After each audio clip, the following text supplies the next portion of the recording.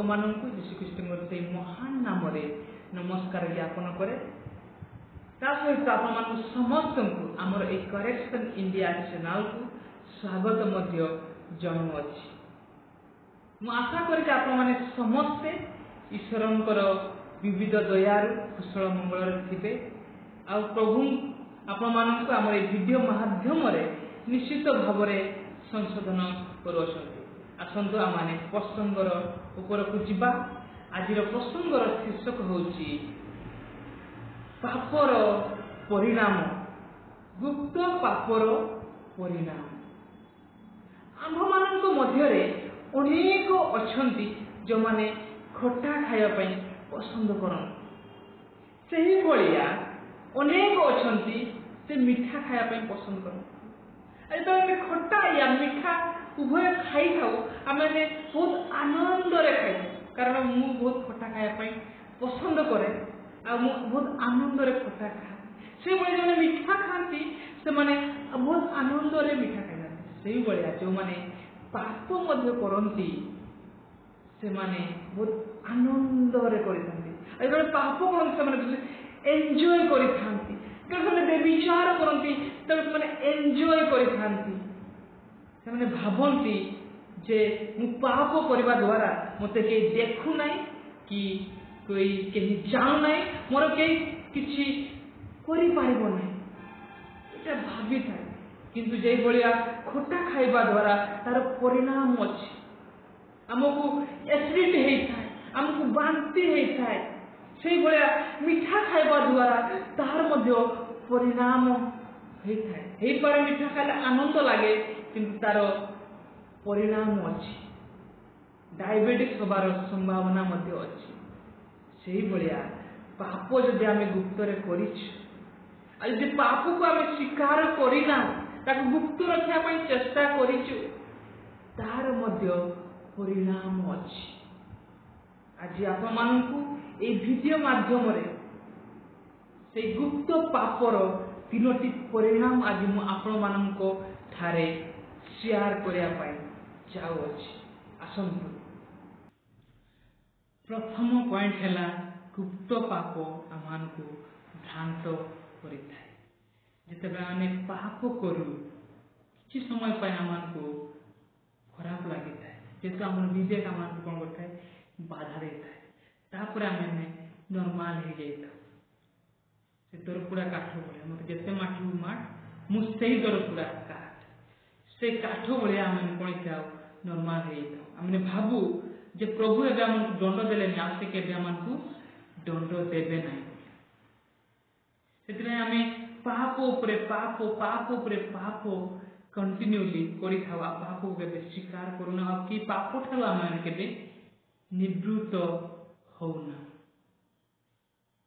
ଖାସ କରିକି ଅନେକ ବିବାହିତ ଲୋକମାନେ ଅଛନ୍ତି ଯେଉଁମାନେ ବିବାହ ହେଲା ପରେ ତାଙ୍କର ବିବାହ ଯେତେବେଳେ ପୁରୁଣା ହେଇଯାଏ ସେମାନେ ଭାବନ୍ତି ଆଉ ଘରେ ମୁଁ କେତେ ଦିନ ଧରିକି ଡାଲି ଭାତ ଖାଇବି, କି ବାହାରକୁ ଯାଏ ଚିକେନ ପକୋଡ଼ା କି ଟେଙ୍ଗଲି କବାବ ଏ ସମସ୍ତ କିଛି ଖାଇବି। ତା ଅର୍ଥ ହେଉଛି ବାହାରକୁ ଯାଇକି ମୁଁ ପର ସ୍ତ୍ରୀମାନଙ୍କ ସହିତ ଟିକେ ସମ୍ପର୍କ ସ୍ଥାପନ କରିବି। ବାହାର କଥା ଘରର ସ୍ତ୍ରୀ କେମିତି ଜାଣେ ଆମେ ଭାବିଥାଉ। ସେଥିପାଇଁ ଆମେ ବାହାରକୁ ଯାଇକି ଅନେକ ବ୍ୟଭିଚାର କରୁ। ଯେତେବେଳେ ବ୍ୟଭିଚାର କରୁ ଆମକୁ ଆନନ୍ଦିତ ଲାଗେ। ବ୍ୟଭିଚାର କରିବା ଦ୍ୱାରା ପ୍ରଭୁ ସଙ୍ଗେ ସଙ୍ଗେ ଦଣ୍ଡ ମଧ୍ୟ ଦିଅନ୍ତି ନାହିଁ। ଭାବୁଥାଉ ଯେ ପ୍ରଭୁ ତ ଆମକୁ ଦଣ୍ଡ ଦେଉନାହାନ୍ତି। ଆଉ ବ୍ୟଭିଚାର କରିବା ଦ୍ୱାରା ଆମମାନଙ୍କୁ ଆନନ୍ଦ ମଧ୍ୟ ଲାଗୁଅଛି।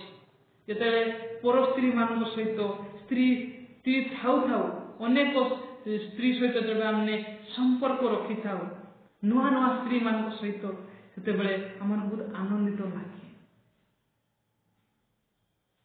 ଆମେ ଜାଣିଛୁ ପାପ କରିବା ଦ୍ୱାରା ପାପର ବେତନ ମୃତ୍ୟୁ ବୋଲି ଆମେ ଜାଣିଛୁ। ଆମକୁ ନରକ ଯିବା ପାଇଁ ପଡ଼ିବ। କିନ୍ତୁ ଯେତେବେଳେ ଆମେ ପାପ କରୁ, ଯେତେବେଳେ ଆମେ ସଙ୍ଗେ ସଙ୍ଗେ ଦଣ୍ଡ ନ ପାଉ, ସେତେବେଳେ ଆମେ ଭାବିଥାଉ ପ୍ରଭୁ ଆମମାନଙ୍କୁ ଇଗ୍ନୋର କରିଦେଲେ ବୋଲି। କିନ୍ତୁ ବାକ୍ୟ କ'ଣ କହୁଛି ଆସନ୍ତୁ ଆମେ ପଢ଼ିବା। ଗଣନା ପୁସ୍ତକ ତାର 22 ଅଧ୍ୟାୟ 23 ପଦରେ ଲେଖା ଅଛି ଯେ ତୁମର ପାପ ତୁମମାନଙ୍କୁ କ'ଣ କରିବ ନା ଖୋଜିବ ବୋଲି। ଆସନ୍ତୁ ପଢିବା ଗଣନା ପୁସ୍ତକ ତାର 32 ଅଧ୍ୟାୟ ତାର 23 ପଦ। ମାତ୍ର ତୁମେମାନେ ଯେବେ ସେରୂପ ନ କର, ତେବେ ଦେଖ ତୁମେମାନେ ସଦାପ୍ରଭୁଙ୍କ ନିକଟରେ ପାପୀ ହେବ। ପୁଣି ତୁମମାନଙ୍କ ପାପ ଯେ ତୁମମାନଙ୍କୁ ଧରିବ ଏହା ନିଶ୍ଚିତ ଜାଣ। ଲେଖା ହେଇଛି ପାପ ଯେ ତୁମମାନଙ୍କୁ ଧରିବ। ଯଦି ଆମେ ଇଂଲିଶ ଟ୍ରାନ୍ସଲେସନକୁ ଯଦି ଦେଖିବା, ସେଠି ଲେଖା ଅଛି your sin will find you out. ତୁମର ପାପ କ'ଣ କରିବ? ତୁମକୁ ଖୋଜି କାଢିବ ବୋଲି ଲେଖା ଅଛି। ସେଥିପାଇଁ ଗୁପ୍ତରେ ପାପ କରିବା ପୂର୍ବରୁ ଚିନ୍ତା କରନ୍ତୁ। ଆମର ପ୍ରଭୁ ଆମମାନଙ୍କ ସମସ୍ତ ପାପର ବିଚାର କରିବେ ବୋଲି ଲେଖା ଅଛି। ସମସ୍ତ ଗୁପ୍ତ ପାପର ବିଚାର କରିବେ ବୋଲି ଲେଖା ଅଛି। ଯଦି ଆମେ ପଢିବା ଉପଦେଶକ ତାର 12 ଅଧ୍ୟାୟ 14 ପଦ। ଆସନ୍ତୁ ପଢିବା। ଯେହେତୁ ପରମେଶ୍ୱର ପ୍ରତ୍ୟେକ କର୍ମ, ପୁଣି ଭଲ କି ମନ୍ଦ, ପ୍ରତ୍ୟେକ ଗୁପ୍ତ ବିଷୟ ବିଚାରରେ ଆଣିବେ। ଭଲ ହଉ ବା ମନ୍ଦ ହଉ, ଯୋଉ ପାପ ଆପଣମାନେ ଭାବୁଛନ୍ତି ଯେ କେହି ଦେଖି ନାହିଁ, କେହି ଜାଣିବା ପାଇଁ ପାରିବ ନାହିଁ, ସେମିତି ପାପ, ସେ ଗୁପ୍ତ ପାପର ବିଷୟରେ ପ୍ରଭୁ ବିଚାର କରିବେ ବୋଲି ଲେଖା ଅଛି। ସେଥିପାଇଁ ସମୟ ଥାଉ ଥାଉ ଯୋଉମାନେ ଗୁପ୍ତ ପାପ କରିଅଛନ୍ତି ସମସ୍ତ ପାପରୁ ନିବୃତ୍ତ ହୁଅନ୍ତୁ। ନହେଲେ ଶେଷ ସମୟରେ ପ୍ରଭୁ ଏବେ ବିଚାର କରିବେ, ଆମର ସମସ୍ତ ଚିଠାକୁ ସିଏ ଖୋଲିବେ। ଛାତ ଉପରେ ଆମର ସମସ୍ତ ଗୁପ୍ତ ପାପକୁ ସେ କ'ଣ କରିବେ? ପ୍ରକାଶ କରିବେ।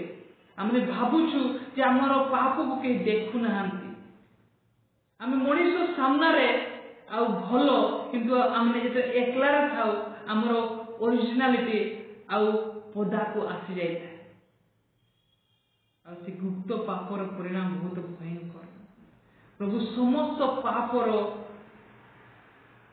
ଆଉ ସେ କ'ଣ କରିବେ? ବିଚାର କରିବେ। କାରଣ ଗୁପ୍ତ ପାପ ଆମମାନଙ୍କୁ ସଦାବେଳେ ଭ୍ରାନ୍ତରେ ରଖିଥାଏ। ଆମମାନଙ୍କୁ ସଦାବେଳେ କହୁଥାଏ ଯେ ପ୍ରଭୁ କିଛି କରିବେ ନାହିଁ। ପାପ କରିବା ଦ୍ୱାରା ଆମେ ଆନନ୍ଦିତ ହେଇଥାଉ। ସେଥିପାଇଁ ଗୁପ୍ତ ପାପ ଆମକୁ ସଦାବେଳେ ଭ୍ରାନ୍ତରେ ରଖିଥାଏ। ଆମମାନଙ୍କୁ ଆମର ପାପକୁ ସ୍ୱୀକାର କରିବା ପାଇଁ ଦେଇନଥାଏ। ଆମମାନଙ୍କୁ ସଦାବେଳେ ଭୟ। ସେକେଣ୍ଡ, ଗୁପ୍ତ ପାପ କେବଳ ଆମମାନଙ୍କୁ ଭ୍ରାନ୍ତ କରେ ତାହା ନୁହେଁ, ଆମମାନଙ୍କୁ ବିନାଶ ମଧ୍ୟ କରିଥାଏ। ଏହାର ବେଷ୍ଟ ଉଦାହରଣ ହେଉଛି ରାଜା ଦାଉଦ। 2 ସାମୁଏଲ 11 ଅଧ୍ୟାୟ 21-27। ସେମାନେ ପଢୁ ରାଜା ଦାଉଦ ଯେତେବେଳେ ବତ୍ସେବା ସହିତ ବ୍ୟଭିଚାର କଲେ ଆଉ ତାଙ୍କର ସମ୍ପର୍କକୁ ଲୁଚିବା ପାଇଁ ଚେଷ୍ଟା କଲେ, ଆଉ ଯୋଉଟା କି ପ୍ରଭୁଙ୍କ ଦୃଷ୍ଟିରେ ଜମା ଭଲ ନଥିଲା। ଆଉ ତାଙ୍କର ପ୍ରଭାବ କ'ଣ ହେଲା ଆମେ ଦେଖିବା। ତେଣୁ ଆମେ ପଢିବା ଗୀତ ସଂହିତା ତାର 32 ଅଧ୍ୟାୟ ତାର 3-5। ତାର ପ୍ରଭାବ କ'ଣ ହେଲା ଆମେ ଦେଖିବା। ଆସନ୍ତୁ ଆମେ ପଢିବା ଗୀତ ସଂହିତା ତାର 32 ଅଧ୍ୟାୟ 3-5। ମୁଁ ମୌନ ହୋଇଥିବା ବେଳେ ଦିନ ଯାକ ଆର୍ତ୍ତନାଦ କରିବା ଦ୍ୱାରା ମୋର ଅସ୍ଥି ସବୁ କ୍ଷୟ ପାଇଲା। ବାକ୍ୟ କହେ ସେ ଯେତେବେଳେ ମୌନ ରହିଲେ ବା ନିଜର ପାପକୁ ସେ ତେବେ ସ୍ୱୀକାର କଲେ ନାହିଁ। ଆଉ ପାପକୁ ସ୍ୱୀକାର ନ କରିବା ଦ୍ୱାରା ଆଉ ଲେଖା ଅଛି ତାଙ୍କର ଅସ୍ଥି ସବୁ କ୍ଷୟ ପାଇଲା। ତାର ଅର୍ଥ ହେଉଛି ଗୁପ୍ତ ପାପ ଆମର ଶରୀର ଉପରେ ପ୍ରଭାବ ପକାଇଥାଏ। କେବଳ ତାହା ନୁହେଁ, ଗୁପ୍ତ ପାପ କରିବା ଦ୍ୱାରା ଯେତେବେଳେ ଆମେ ପାପକୁ ସ୍ୱୀକାର ନ କରୁ, କେବଳ ଆମର ଶରୀରରେ ତାର ପ୍ରଭାବ ପଡ଼େ ତାହା ନୁହେଁ, ଆମର ପ୍ରାଣରେ ମଧ୍ୟ ପ୍ରଭାବ ପଡ଼େ। ତାର 4 ଅଧ୍ୟାୟ ମାନେ ପଢୁଛୁ, କାରଣ ଦିବାରାତ୍ର ତୁମ ହସ୍ତ ମୋ ଉପରେ ଭାରି ଥିଲା, ମୋର ରସ ଗ୍ରୀଷ୍ମକାଳୀନ ଶୁଷ୍କତାରେ ପରିଣତ ହେଲା। ବାକ୍ୟରେ ଲେଖା ଅଛି ଯେ ପ୍ରଭୁଙ୍କର ହସ୍ତ ପାପ କରିବା ଦ୍ୱାରା ପ୍ରଭୁଙ୍କର ହସ୍ତ ତାଙ୍କ ଉପରେ ଭାରି ଥିଲା। ସେଥିପାଇଁ ଗ୍ରୀଷ୍ମ କାଳ ଯେପରି ଗଛ ଲତା ତରୁ ଶୁଖିଯାଏ, ନଦୀର ପାଣି ଶୁଖିଯାଏ, ସେହିପରି ତାଙ୍କର ଶରୀର ମଧ୍ୟ ମୂର୍ଚ୍ଛିତ ହୋଇଥିଲା ଆଉ ତାଙ୍କର ପ୍ରାଣ ମଧ୍ୟ କଣ ହେଇଥିଲା? ମୂର୍ଚ୍ଛିତ ହେଇଥିଲା। ସେଥିପାଇଁ ପାପ କରିବା ଦ୍ୱାରା ଆମର ପ୍ରାଣରେ ମଧ୍ୟ କଣ ହେଇଥାଏ? ପ୍ରଭାବ ପଡ଼ିଥାଏ। ତେବେ ଶରୀର ଆଉ ପ୍ରାଣ ଉପରେ ଯଦି ପ୍ରଭାବ ପଡ଼େ, ଇନଡାଇରେକ୍ଟଲି ଆମର ଆତ୍ମା ମଧ୍ୟ ଉପରେ ମଧ୍ୟ ପ୍ରଭାବ ପଡ଼ିଥାଏ। ସେଥିପାଇଁ ଯଦି ଆମେ ପାପ କରିଛୁ, ନିଶ୍ଚିତ ଭାବରେ ଆମକୁ ସ୍ୱୀକାର କରିବାର ଅଛି। ରାଜା ଦାଉଦଙ୍କର ଜୀବନରେ ପାପ କରିଲେ, ଆଉ ପାପ କରିବା ଦ୍ୱାରା ତାଙ୍କର ଶରୀର, ତାଙ୍କର ପ୍ରାଣ ଆଉ ତାଙ୍କର ଆତ୍ମା ପ୍ରଭାବିତ ହେଇଥିଲା। ସେହିଭଳି ଯେତେବେଳେ ଆମେ ବି ମଧ୍ୟ ପାପ କରୁଛୁ, ଆମର ଶରୀର, ଆତ୍ମା ଆଉ ଆମର ପ୍ରାଣ ମଧ୍ୟ ପ୍ରଭାବିତ ହେଉଅଛି। ସେଥିପାଇଁ ଧ୍ୟାନ ଦେବାର ଅଛି, ଆମର ପାପକୁ ସ୍ୱୀକାର କରିବାର ଅଛି। ତେବେ ପାପ ଆମେ ସ୍ୱୀକାର କରିବୁ, ନିଶ୍ଚିତ ଭାବରେ ପ୍ରଭୁ ଆମମାନଙ୍କୁ କ୍ଷମା କରିବେ। ଅନ୍ତିମ ପଏଣ୍ଟ, ଯେତେବେଳେ ଆମେ ଗୁପ୍ତରେ ପାପ କରିଥାଉ, ଆମେ ପ୍ରଭୁଙ୍କ ଠାରୁ ଡିସକନେକ୍ଟ ହେଇଯାଇଥାଉ। ବାକ୍ୟ କହେ ପାପ କରିବା ଦ୍ୱାରା ପ୍ରଭୁ ଆମମାନଙ୍କର ପ୍ରାର୍ଥନା ଶୁଣିବେ ନାହିଁ ବୋଲି ଲେଖା ହୋଇଛି। ଗୀତ ସଂହିତା ତାର 66 ତାର 18 ପଦ ଏ ଲେଖା ଅଛି, ଯେବେ ମୁଁ ମନ ମଧ୍ୟରେ ଅଧର୍ମକୁ ଆଦର କରେ, ତେବେ ପ୍ରଭୁ ମୋ କଥା ଶୁଣିବେ ନାହିଁ। ବାକ୍ୟ କହେ ଯେତେବେଳେ ଆମେ ମନ ମଧ୍ୟରେ ପାପକୁ ଆଦର କରିଥାଉ, ତେବେ ଆମେ ପାପ କରିଥାଉ, ପାପକୁ ସ୍ୱୀକାର କରିନଥାଉ ଆଉ ପାପକୁ ଭଲ ପାଇଥାଉ, ବାକ୍ୟ କହୁଛି ପ୍ରଭୁ ଆମର ପ୍ରାର୍ଥନା ଶୁଣିବେ ନାହିଁ। ଆମେ ମୁଣ୍ଡ ପିଟି ଦେଲେ ମଧ୍ୟ, କାନ୍ଦିଲେ ମଧ୍ୟ, ଯଦି ଆମେ ପାପ ସ୍ୱୀକାର କରୁନାହୁଁ ଆଉ ପାପକୁ ହୃଦୟ ମଧ୍ୟରେ ଗଚ୍ଛିତ କରିକି ରଖିଅଛୁ, ତାହେଲେ ପ୍ରଭୁ ଆମର ପ୍ରାର୍ଥନା ଶୁଣିବେ ନାହିଁ। କେବଳ ପ୍ରାର୍ଥନା ଶୁଣିବେ ନାହିଁ ତାହା ନୁହେଁ, ବାକ୍ୟ କହେ ଯେ ସେ ତାଙ୍କର ମୁଖକୁ ଆମ ଠାରୁ ଫେରେଇ ନେବେ ବୋଲି ଲେଖା ଅଛି। ଯଦି ଆମେ ପଢିବା ମିଖା ତାର 3 ଆଉ 4 ଅଧ୍ୟାୟ, ଆମେ ପାଇବା ପ୍ରଭୁ ତାଙ୍କର ମୁଖକୁ ମଧ୍ୟ ଫେରେଇ ନିଅନ୍ତି ବୋଲି ଲେଖା ଅଛି। ମିଖା ତାର 3 ଆଉ 4, ସେହି ସମୟରେ ସେମାନେ ସଦାପ୍ରଭୁଙ୍କ ନିକଟରେ ନିବେଦନ କରିବେ, ମାତ୍ର ସେ ସେମାନଙ୍କୁ ଉତ୍ତର ଦେବେ ନାହିଁ, ବରଞ୍ଚ ସେମାନଙ୍କର ଦୁଷ୍କ୍ରିୟା ଅନୁସାରେ ସେ ସେହି ସମୟରେ ସେମାନଙ୍କଠାରୁ ଆପଣା ମୁଖ ଲୁଚାଇବେ। ବାକ୍ୟ କହେ ଆମର ଦୁଷ୍କର୍ମ ପାଇଁ, ଆମର ପାପ ପାଇଁ, ଆମର ବ୍ୟଭିଚାର ପାଇଁ, ଆମର ମିଥ୍ୟା କହିବା ପାଇଁ, ଆମର ଗର୍ବ ପାଇଁ,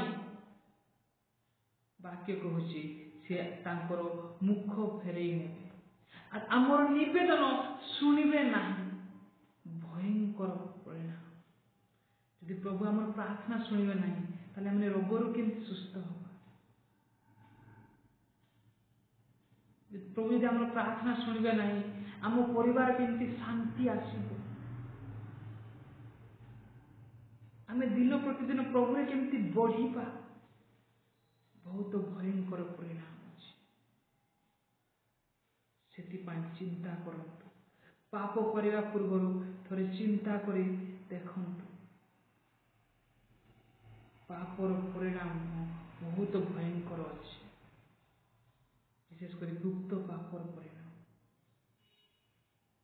ଏ ଭିଡିଓ ମାଧ୍ୟମରେ ଆମେ ଶିଖିଲୁ ଯେ ପାପ କରିବା ଦ୍ୱାରା ଆନନ୍ଦ ଲାଗେ, କିନ୍ତୁ ତାର ଭୟଙ୍କର ପରିଣାମ ଅଛି। ପାପ କଣ କରିଥାଏ? ଆମମାନଙ୍କୁ ଭ୍ରାନ୍ତ କରିଥାଏ, ଆଉ ଗୁପ୍ତ ପାପ ଆମମାନଙ୍କୁ କଣ କରିଥାଏ? ବିନାଶ କରିଥାଏ। ଆଉ ଥାର୍ଡରେ ପାପ ଆମମାନଙ୍କୁ ବିଶେଷ କରି ବହୁତ ଇମ୍ପୋର୍ଟାଣ୍ଟ ବିଷୟ, ପ୍ରଭୁଙ୍କ ଠାରୁ ସମ୍ପର୍କକୁ ଡିସକନେକ୍ଟ କରିଦେଇଥାଏ, ଆମମାନଙ୍କ ପ୍ରଭୁଙ୍କ ଠାରେ ଅଲଗା କରିଦେଇଥାଏ। ଭୟଙ୍କର ପାପର ପରିଣାମର ସଲ୍ୟୁସନ କଣ? प्रथम सल्यूशन है स्टॉप मेकिंग एक्सक्यूजेस। बाहाना करिबा बंद करंतु।